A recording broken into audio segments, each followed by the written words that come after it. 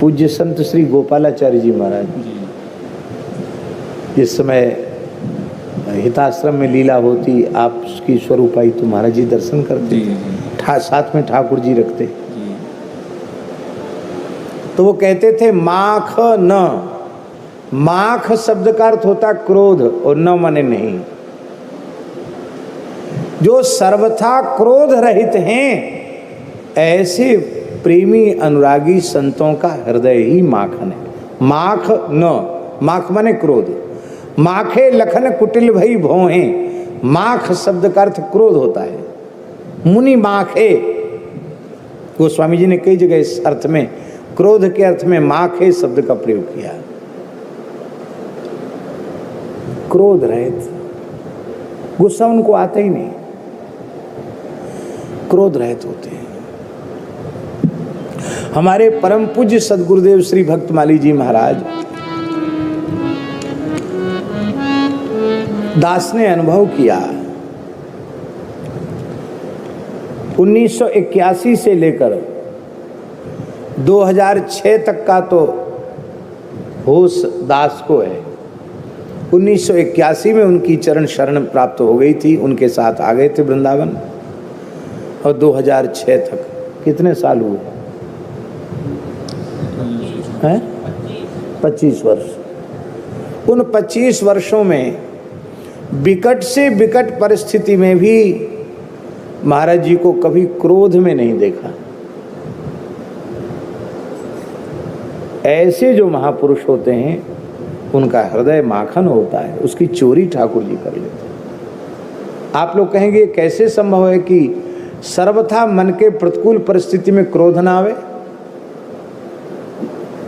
क्यों नहीं संभव? सर्वत्र भगवत दृष्टि हो जाएगी तो क्रोध नहीं रहेगा, कोई विकार नहीं रहेगा।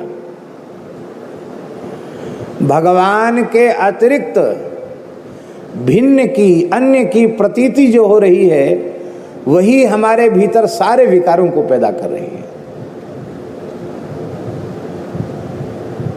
वासुदेव सर्वम, यह बात भीतर उतर आवे, सब जगह भगवत दृष्टि हो जाए तो कोई विकार रहेगा नहीं। क्योंकि जो प्रतिकूल क्रिया हो रही है उस प्रतिकूल क्रिया को वो भगवान की लीला समझेगा। जो प्रतिकूल करने वाला वो भी भगवान है, तो भगवान लीला कर रहे हैं तो प्रसन्नता होगी, क्रोध क्यों आएगा? संत एकनाथ जी को क्रोध नहीं आता था महंत जी। तो एक म्लेच्छ ने कहा, मुसलमान ने कहा कि मैं उनको क्रोध दिलाऊंगा। श्री एकनाथ जी माघ पूर्णिमा की तिथि थी, माघ पूर्णिमा, और एकनाथ जी गोदावरी स्नान के लिए गए। स्नान करके जैसे ही लौटे उस म्लेच्छ ने उनके मस्तक पर थूक दिया। गुस्सा आएगी कि नहीं आएगी? भाई हम नहा धो के आए हैं, ब्राह्मण हैं, वैष्णव हैं, भगवान की सेवा करेंगे, तुमने थूक दिया, फिर नहाना पड़ेगा, फिर जनेऊ बदलना पड़ेगा। आप प्रसन्नता से फिर लौट के गोदावरी चले गए, फिर गोता लगाया, वो फिर आए, फिर थूक दिया, फिर चले गए, फिर आए, फिर थूक दिया। ऐसे ही उसने जब थूक निकलना उसके मुंह से बंद हो गया तो एक बाल्टी पानी भर लिया, मुंह में पानी ऐसे कुल्ला कर दे उनके ऊपर, फिर चले जाएं स्नान करने। रास्ता भी नहीं बदला, नहीं तो रास्ता बदल देते, भाई यहाँ थूक रहा है तो हम थोड़ा घूम के निकल जाएं, उसी रास्ते से आते जाते रहे। 108 बार कुल्ला किया उसने। कितने बार? 108 बार गिनती करके। आप 108 बार तक गोदावरी में नहाते रहे, पूरा दिन, आधे से ज्यादा दिन गोदावरी स्नान करते करते व्यतीत हो गया। जब 109वां गोता लगाकर वहां से आए तो म्लेच्छ कांप गया। इतना पीछे पड़ने पर भी क्रोध नहीं आया, थर थर कांप गया। अपनी टोपी उतार कर चरणों में रख दी, साष्टांग लौट गया चरणों में, बोला बाबा क्षमा करना, आप तो सच्चे खुदा के बंदे हैं, आप सच्चे फकीर हैं, आपने क्रोध को जीत लिया है, आप मेरे अपराध को क्षमा करें, पता नहीं मुझे किस नरक में जाना पड़ेगा। आपने कहा भैया तेरा क्या अपराध, मेरी तो समझ में नहीं, तू क्यों रो रहा है? आज तुमने कृपा हमारे ऊपर इतनी कर दी कि आज माघी पूर्णिमा को 108 गोता लग गए हमारे गंगा जी में, गोदावरी में। तो तुमने तो हमारा उपकार किया, हमें तुम्हारे प्रति कृतज्ञ होना चाहिए, ना कि हम क्रोध क्यों करें।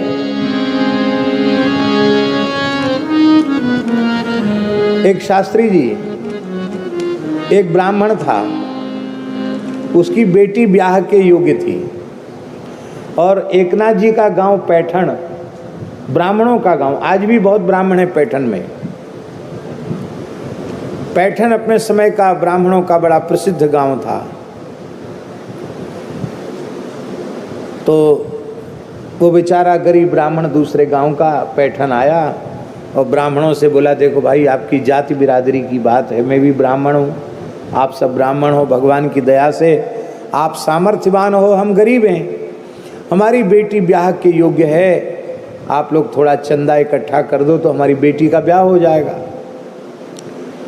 तो पैठण के ब्राह्मण क्या बोले? बोले तेरी बेटी के ब्याह में जितना धन लगेगा हम सब मिलजुल के दे देंगे, पर एक शर्त है। क्या? एकनाथ जी को गुस्सा दिलाओ, वो क्रोध करेंगे और हम लोग देख लें कि उन्होंने क्रोध किया, क्योंकि आज तक मैंने उनको क्रोध करते देखा ही नहीं। हम देख लेंगे तो आपकी बेटी के विवाह की व्यवस्था हो जाएगी।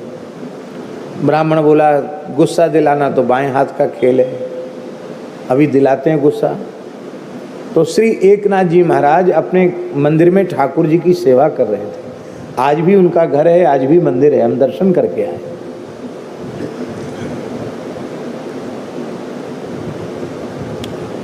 वो ब्राह्मण बिना स्नान किए, जूता पहरे हुए मंदिर में भीतर जगमोहन होना चाहिए, प्रेम में नेम नहीं रहता। आ गए बेचारे, अब इनको प्रेम से ले जाओ, स्नान कराओ, नए वस्त्र पहनाओ, अब मैं ठाकुर जी की सेवा करके आता हूँ। ब्राह्मणी आई और वो ले गई ब्राह्मण को भीतर।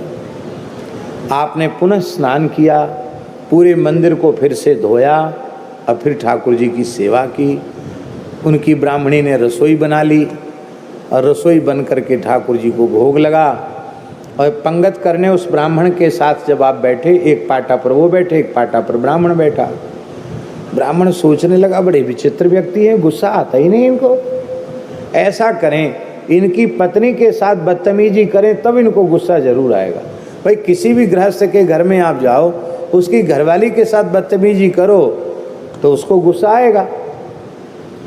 तो उस ब्राह्मण ने क्या किया, उनकी पत्नी परोसने के लिए जैसी झुकी, वो उचक कर उनकी पीठ पर चढ़ गया ब्राह्मण, और चोटी खींचने लग गया। तो एकनाथ जी हंसे और बोले, देखो देवी, ब्राह्मण साक्षात भगवान का स्वरूप होता है, कितनी कृपा ब्राह्मण की। या तो भगवान गरुड़ जी की पीठ पर बैठते हैं, आज तेरी पीठ पर भगवान ब्राह्मण के रूप में बैठ गए। तू कितनी भाग्यशाली है, देख ब्राह्मण गिर न जाए, नहीं बेचारे को चोट लग जाएगी। उनकी पत्नी ने क्या कहा?